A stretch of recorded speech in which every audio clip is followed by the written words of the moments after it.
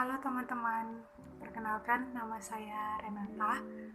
Pada video ini saya akan menjelaskan tentang tugas geografi, di mana materinya adalah tentang negara berkembang dan negara maju.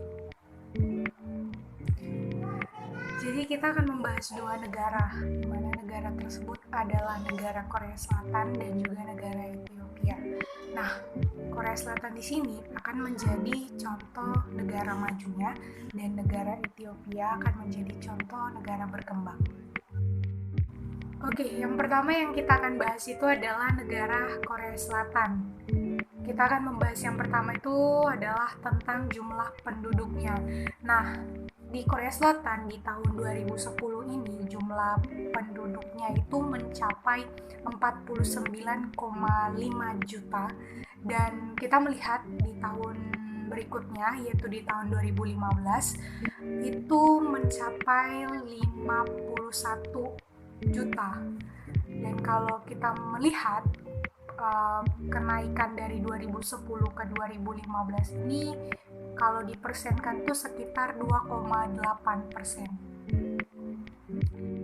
Jadi hal selanjutnya yang kita akan bahas itu adalah bisa dibilang kelebihan dari Korea Selatan sebagai negara yang maju. Nah, pertama itu adalah dari segi bidang pendidikan. Nah, kalau mau dibilang secara seluruh dunia, negara Finlandia itu adalah negara yang punya sistem pendidikan yang lebih bagus. Tapi kalau kita melihat dari dua faktor, yaitu banyaknya lulusan dan tingkat melek huruf, Korea Selatan tuh yang mengambil posisi itu. Bahkan Amerika pun dia berada di tingkat ke-14. Selanjutnya itu adalah dari segi transportasi umum. Nah, bisa dibilang Korea Selatan ini menduduki posisi paling pertama lah kalau untuk dari segi transportasi. Ya, terutama dari segi moda transportasi kereta, ya. Bahkan di Seoul itu ya tidak akan pernah dijumpai yang namanya kereta terlambat, bahkan 5 menit ya, karena semuanya on time. Nah, kalau kita bandingkan dengan Amerika yang lebih besar itu untuk masalah transportasi umum jauh ya. Oke, sebagai negara yang maju ya, Korea Selatan ini juga pastinya dia punya sesuatu yang menjadi kelemahannya ya. Di sini yang menjadi kelemahan yang pertama itu adalah dimana operasi plastik itu yang sangat populer ya. Jadi dari survei sosiologis mengatakan 1 dari 5 wanita di Korea itu telah menjalani operasi plastik, dan ya operasi plastik ini menjadi sesuatu yang sudah wajar atau biasa di Korea Selatan. Bahkan untuk seorang siswa yang lulus itu menjadi hadiah ya yang diberikan oleh orang tuanya sebagai hadiah kelulusan. Nah, operasi plastik yang paling populer yang dilakukan ini yang pertama ada yang memutihkan kulit, ada yang menghilangkan tanda lahir, atau juga mengubah bentuk mata. Nah,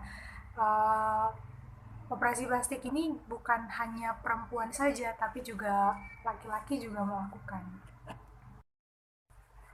Yang selanjutnya itu adalah kita akan membahas tentang tingkat stres di Korea Selatan yang kalau dibilang di sini ini sangatlah tinggi ya, sangat tinggi karena mereka kebanyakan hidup dengan banyaknya tekanan ya sehari-hari, dan karena tingkat stresnya juga tinggi itu mendorong tingkat bunuh diri di Korea Selatan juga itu jadi tinggi ya. Oke, kita akan bahas negara yang kedua sebagai negara berkembangnya, yaitu Ethiopia ya. Jadi kita akan bahas jumlah penduduk, di mana di tahun 2010 dan di tahun 2015. Nah, di tahun 2010 ini jumlah penduduknya itu mencapai 87,7 juta. Itu di tahun 2010. Lalu di tahun 2015-nya, 5 tahun kemudian, itu jumlah penduduknya mencapai 99,8 juta. Ya, kalau kita bandingkan atau kita lihat kenaikannya, itu adalah dalam persen itu 12,1%.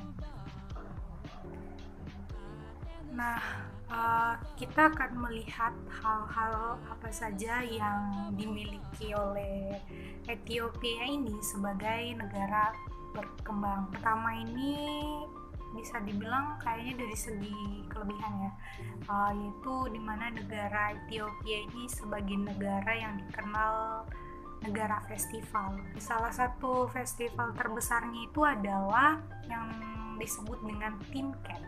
Ya, Timket ini adalah festival tahunan selama 3 hari yang menghormati baptisan Yesus Kristus di Sungai Yordan.